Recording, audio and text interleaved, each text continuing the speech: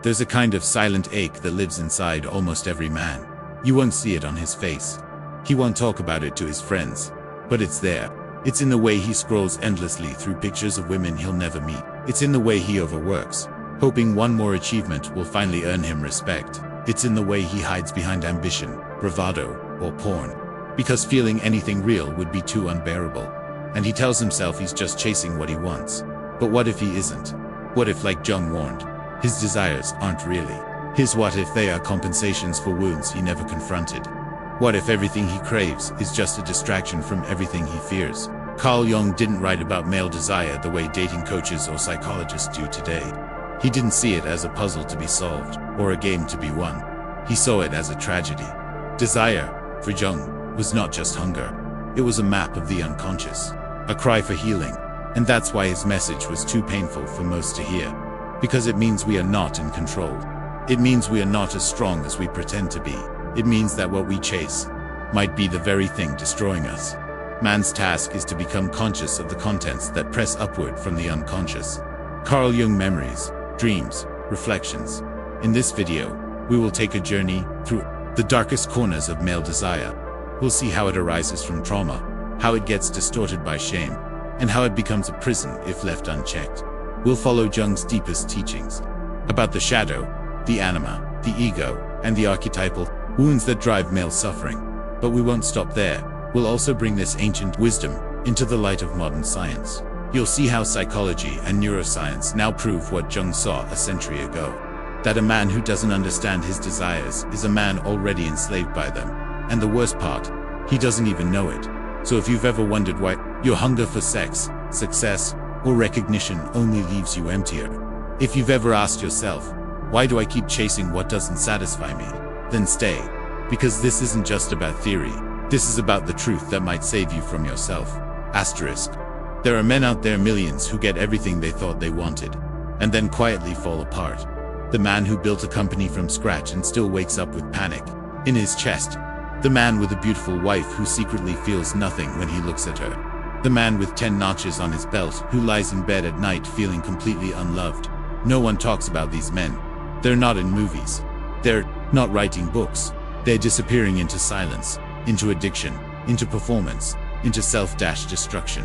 Why? Because no one told them that their desires were never theirs to begin with. Most men are not chasing joy. They are chasing anesthesia.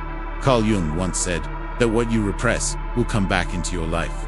Wearing a mask, and you'll mistake it for your destiny.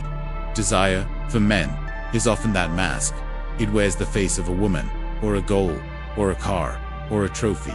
But underneath, it's something much older.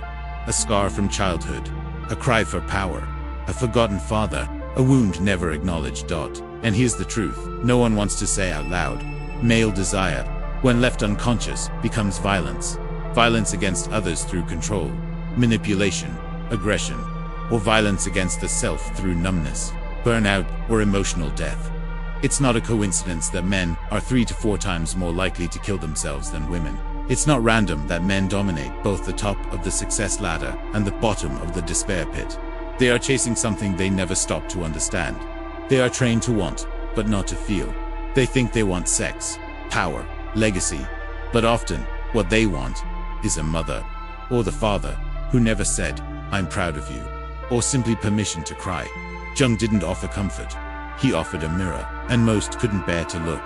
He said every man carries a woman inside him, the Anima, and if he doesn't recognize her, she will seduce him into madness. He said every man carries a shadow, and if he denies it, it will destroy him. He said desire is not a compass. It is a language. And if you don't learn to read it, it will lead you exactly where you don't want to go. This isn't about becoming better. This is about becoming conscious.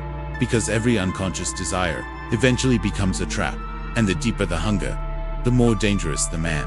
So if you've ever wondered why you get what you want and still feel hollow, if you've ever caught yourself chasing someone you didn't even respect, if you've ever looked at your own life and whispered, "Why do I keep doing this?"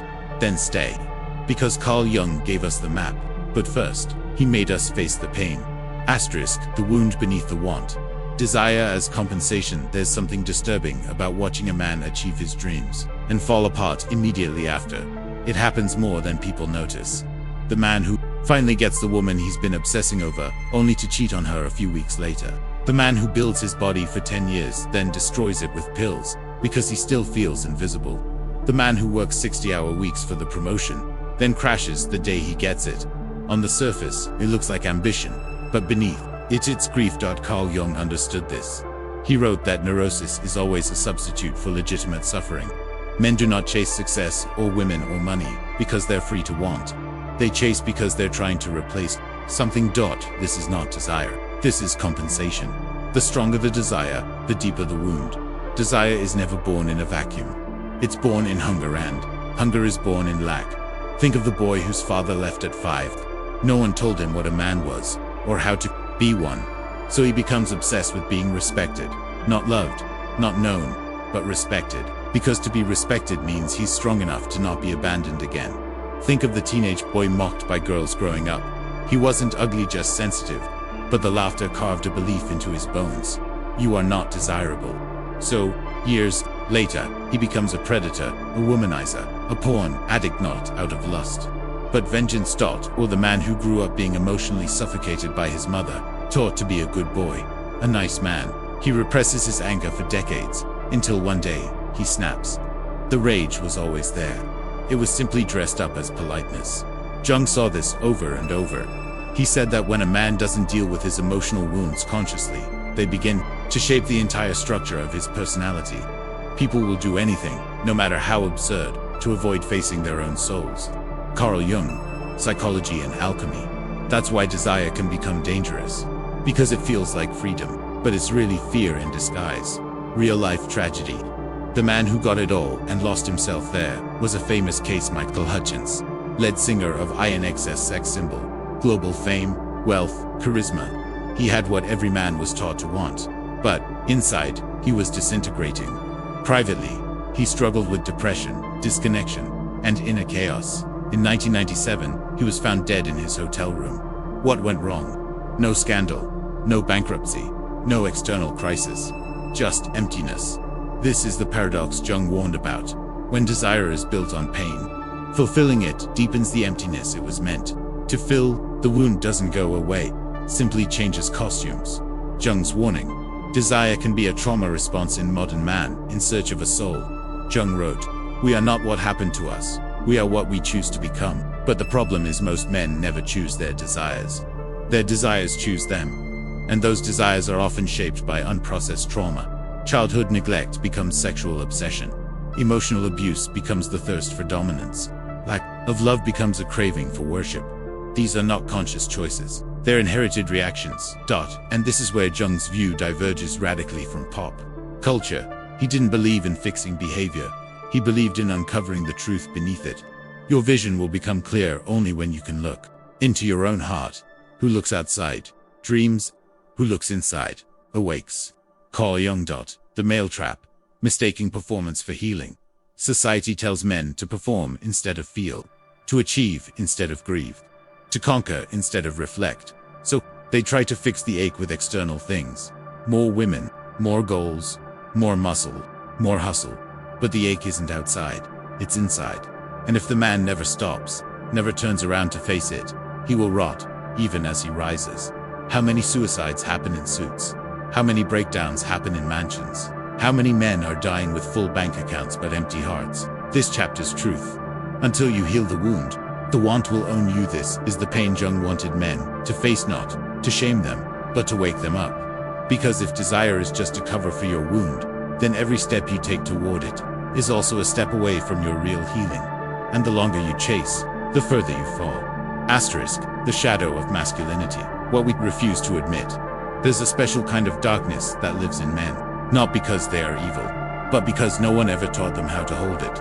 You see it in the man who explodes in rage because someone cut him off. You see it in the father who humiliates his son and calls it discipline. You see it in the man who smiles through a joke about rape because he thinks feeling disgust would make him weak. But the most terrifying example is the man who never shows it at all. The one who seems calm, balanced, unshakably until the day he collapses. And people say, he seemed fine. No, he wasn't. He was full of what he was never allowed to admit. Asterisk, the mask and the monster. Every man wears a mask. Society rewards it. culture demands it.